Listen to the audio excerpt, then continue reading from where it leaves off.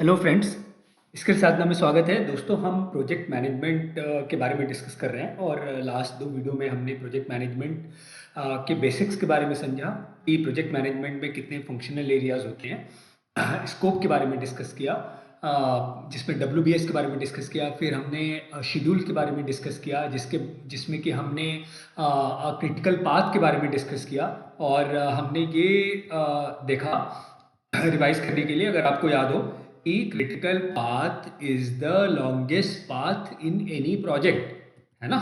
तो अगर आपने क्रिटिकल पाथ को कंट्रोल में कर लिया तो आप निश्चिंत रहो, आपका प्रोजेक्ट जो है वो डिले नहीं होगा, जो इनिशियल शेड्यूल है उससे आगे नहीं जाएगा। ठीक है। अब आज फिर हमने लास्ट वीडियो में बात की थी कि प्रोजेक्ट ओवरऑल प्रोजेक्ट को मेजर कैसे करें, प्रोजेक्ट की प्रोग्रेस मेजरमेंट कैसे होगी। तो ये देखिए, एक थर्मल पावर प्रोजेक्ट के एग्जांपल से मैं थोड़ा सा इसको क्लियर करता हूँ। फिर हम इसको ज़्यादा डिस्कस नहीं करेंगे, क्योंकि मुझे पता है कि बहुत सारे आप लोग जो हैं वो छोटे प्रोजेक्ट्स में काम करते हैं और इंडिपेंडेंट प्रोफेशनल हैं, कंसल्टेंट हैं। तो हमारे प्रोजेक्ट जो है वो ज़्यादातर 1 महीने, 1.5 महीने, 3 वीक ऐसे हैं। या हम एज ए कंसल्टेंट किसी प्रोजेक्ट को सपोर्ट कर रहे हैं किसी कंपनी के लिए, किसी मिड साइज कंपनी के लिए, तो वो प्रोजेक्ट भी बहुत लंबे प्रोजेक्ट नहीं होंगे। लेकिन कॉन्सेप्ट वाइज जैसा हमने देखा था, डिस्कस किया था कि कॉन्सेप्ट प्रोजेक्ट मैनेजमेंट का सेम है, चाहे वो बहुत बड़ा प्रोजेक्ट हो चाहे वो छोटा प्रोजेक्ट हो। तो थर्मल पावर प्रोजेक्ट में जैसे हमने डिस्कस किया कि इंजीनियरिंग भी होगी, बड़े बड़े इक्विपमेंट भी खरीदे जाएंगे और साइट पे कंस्ट्रक्शन और इंस्टॉलेशन भी होगा। तो क्या किया हमने प्रोजेक्ट मेजर ओवरऑल प्रोजेक्ट की प्रोग्रेस मेजर करने के लिए हमने इंजीनियरिंग, प्रोक्योरमेंट और कंस्ट्रक्शन, इन तीनों को वेट असाइन कर दिए। यही सारी एक्टिविटीज को इन 3 हेड के अंदर हम डिवाइड कर सकते हैं। आपने अक्सर सुना होगा आर्टिकल में, न्यूज़ में, टीवी में, कि ईपीसी। तो ईपीसी का फुल फॉर्म है इंजीनियरिंग, प्रोक्योरमेंट, कंस्ट्रक्शन। अर्थात कोई भी इंफ्रास्ट्रक्चर प्रोजेक्ट हो, चाहे घर भी बनना है, तो घर बनने के लिए आपको एक ड्राइंग चाहिए जिसके बेसिस पे आप घर बनाओगे, तो वो सारी इंजीनियरिंग हो गई। फिर आप जो है मटेरियल खरीदोगे, cement, steel, architectural material, painting, तो ये सारा जो है मटेरियल प्रोक्योरमेंट के अंदर आ गया। और फिर है कंस्ट्रक्शन, तो जो भी आपका एक्चुअल कंस्ट्रक्शन होगा, जिसमें कि आपके वही सब सारे लेबर के पेमेंट और कंस्ट्रक्शन, जो आप इक्विपमेंट हायर करोगे। तो इन 3 हेड के अंडर किसी भी कंस्ट्रक्शन या इंडस्ट्रियल प्रोजेक्ट को हम डिवाइड कर सकते हैं। उसी तरह आपका कोई प्रोजेक्ट हो, तो जैसे मान लीजिए कोई छोटा सा वेबसाइट डेवलपमेंट का प्रोजेक्ट है, या आपका कोई ऑडिट का आपने प्रोजेक्ट करना है, या आपको जो है कोई मैनेजमेंट कंसल्टिंग का प्रोजेक्ट है, कोई भी प्रोजेक्ट है, तो आप उसको जो है, कोई आप लीगल या सीएस सर्विसेज ऑफर कर रहे हो, तो वो आपके पास कोई काम आया है जिसको आपको लिमिटेड टाइम में करके देना है। तो अगर छोटा मोटा काम है जिसको हम 1 वीक में दे सकते हैं, तो उसमें तो खैर हम इंडिपेंडेंट, उसमें तो हमें इस डिटेल में जाने की जरूरत नहीं है, क्योंकि फिर वो कम्बरसम हो जाएगा। लेकिन जो भी प्रोजेक्ट थोड़ा बड़ा है, इसमें लॉन्गर इंगेजमेंट है, तो आप इसको ऐसे डिवाइड कर सकते हो। तो यहाँ पे मैंने क्या किया, इंजीनियरिंग को 10% वेटेज दिया, प्रोक्योरमेंट को 50% और कंस्ट्रक्शन को 40%। अब ये वेटेज कैसे दिया गया, पहला क्वेश्चन ये है। तो सबसे पहले मैंने बताया कि ये तो एक इंडस्ट्रियल कंस्ट्रक्शन टाइप के, इंफ्रास्ट्रक्चर टाइप के प्रोजेक्ट के लिए ये डिवीजन है।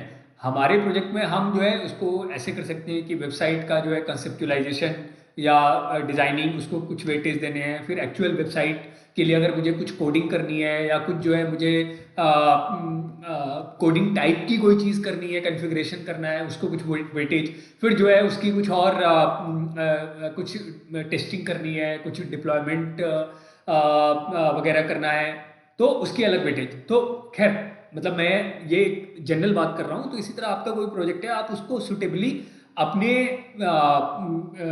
हिसाब से आप उसको डिवाइड कर लो। फिर वेटेज कैसे देंगे, तो यहाँ पे आप देखिए कि ये वेटेज जो है, एक तो ये कॉस्ट वाइज भी हम इसको दे सकते हैं कि भाई मेरा ओवरऑल प्रोजेक्ट की कॉस्ट 100 करोड़ है, तो 10 करोड़ मेरी इंजीनियरिंग कॉस्ट है, 50 करोड़ मेरी इक्विपमेंट परचेज कॉस्ट है ना, प्रोक्योरमेंट कॉस्ट है, और बाकी 40 करोड़ जो है वो मेरी कंस्ट्रक्शन कॉस्ट है। तो ऐसे मैंने इसको डिवाइड कर दिया 10%, 50%, 40%। और जो है मैं इसमें एफर्ट वाइज भी, अगर मेरे पुराने प्रोजेक्ट का डेटा है, एक्सपीरियंस है, तो मैंने देखा कि भाई इंजीनियरिंग में एफर्ट वाइज जो है वो 10% एफर्ट लगता है। तो एफर्ट जो है आप मैंडेज से कैलकुलेट कर सकते हो, अगर आपके पास पास डेटा हो।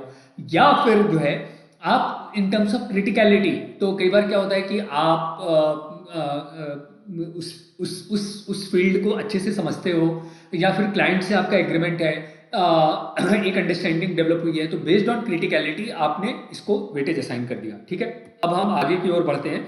अब इसमें क्या होगा कि जैसे आपने देखा, हम मान लो बात करते हैं प्रोक्योरमेंट की, तो आपने जो है बहुत सारे इक्विपमेंट आप खरीद रहे हो, है ना, तो वो इक्विपमेंट जो है वो अलग अलग हेड में होंगे, है ना। सिमिलरली मान लो आप डिजाइन कर रहे हो या आप कोडिंग कर रहे हो, तो कोडिंग में मान लो 10 मॉड्यूल हैं, तो हर एक मॉड्यूल का अलग अलग वेटेज होगा। तो ये यहाँ पे हर एक मॉड्यूल को अलग अलग वेटेज दी गई है, क्योंकि मैं कहता हूँ कि प्रोक्योरमेंट मेरा 100% कंप्लीट हो गया, तो 100% कब कंप्लीट हुआ, है ना। हो सकता है कि मेरे प्रोजेक्ट में प्रोक्योरमेंट की कोई बात ही नहीं है, तो फिर मैं उसको जीरो वेटेज दूंगा। फिर मेरा इंजीनियरिंग और एक्चुअल डेवलपमेंट और टेस्टिंग, तो प्रोक्योरमेंट जीरो है। मान लो मेरी इंजीनियरिंग में 25% है, मेरा डेवलपमेंट में जो है मान लो 50% है, और मेरा टेस्टिंग एंड डिप्लॉयमेंट में 25% है। तो ऐसे करके मैंने डिवाइड कर दिया। फिर उसके अंदर जो डिफरेंट डिफरेंट एक्टिविटीज हैं उसको मैंने वेटेज डिसाइड दिया, और उसी हम अपना कोई रूल ला सकते हैं कि कॉस्ट वाइज या क्रिटिकलिटी वाइज या एफर्ट वाइज हम उसको सब एक्टिविटीज को वेटेज दे सकते हैं, है ना। इसी तरह आप कंस्ट्रक्शन या टेस्टिंग डिप्लॉयमेंट में कर लेना। तो इसके बाद ये बहुत सारे हम जो है ना, ये हमारे बहुत सारे आप जो थोड़ा सा बड़ा प्रोजेक्ट हो, तो ये जो है ये रिपोर्टिंग के बहुत सारे फॉर्मेट्स हैं। तो जैसे आजकल आपको पता है कि कोई भी हम साइट पे जाते हैं, तो साइट पे जो है एक ओवरऑल हमको रिपोर्ट दिखती है ना। तो विजुअलाइजेशन हो गई, रिपोर्टिंग हो गई, तो वो सब भी आप अकॉर्डिंगली बना सकते हो। तो यहाँ पे हम जो मेन डिस्कस करेंगे कि जैसे हमने लास्ट वीडियो में बोला था कि एक मेरा प्लान कर्व है और दूसरा मेरा जो है वो एक्चुअल कर्व है। तो प्लान वर्सेस एक्चुअल आप देखो कि जनरली एक्चुअल जो है वो प्लान से लैग करता है, मतलब प्लान के पीछे रहता है। जैसे यहाँ पे आप देखो कि शुरू में जो है ये येलो ऑरेंज और ब्लू लाइन साथ साथ चली, फिर थोड़ा सा पीरियड ऐसा आया कि जब जो है ब्लू लाइन आगे निकल गई ऑरेंज लाइन से, लेकिन उसके बाद जो है ये शुरू में ही हुआ, है ना। अब अगर आप पूरा प्रोजेक्ट लो तो इसके थोड़े से मतलब इनिशियल लेट से शुरू के 1/5 या 1/6 फेज में ये ऐसा हुआ, लेकिन आगे जो आप देखो कि ये ब्लू वाली लाइन जो है ये कैचअप करने की कोशिश कर रही है ऑरेंज वाली लाइन को, लेकिन पीछे रह रही है या उसको पकड़ नहीं पा रही है। तो ये मुझे इस लाइन से, इसको हम जैसा हमने लास्ट टाइम बोला था कि ये जो है ना, ये एस कर्व इसको बोलते हैं, ये थोड़ा सा यहाँ डेटा उतना ज़्यादा नहीं था, तो इसीलिए जो है ये आपको प्योर एस कर्व के फॉर्म में नहीं दिख रहा है, लेकिन ये आपको इस फॉर्म में दिखेगा एस कर्व। इसका शेप एस लेटर की तरह होता है। तो ये ना हमें यहाँ पे चैलेंज दिखाता है कि प्रोजेक्ट मैनेजमेंट का चैलेंज कैसा है कि जो आपने शुरू में प्लान किया था, अगर आप उसको फॉलो कर पाओ तो आप बहुत अच्छा कर रहे हो। आप देखो कितना चैलेंजिंग है कि कितनी मतलब फाइट हो रही होगी साइट पे या जहाँ भी, मतलब जो भी प्रोजेक्ट एग्जीक्यूशन में जो लोग लगे होंगे कितनी फाइट मार रहे होंगे, लेकिन फिर भी जो है ये ऑरिजिन लाइन को टच नहीं कर पा रहे, है ना।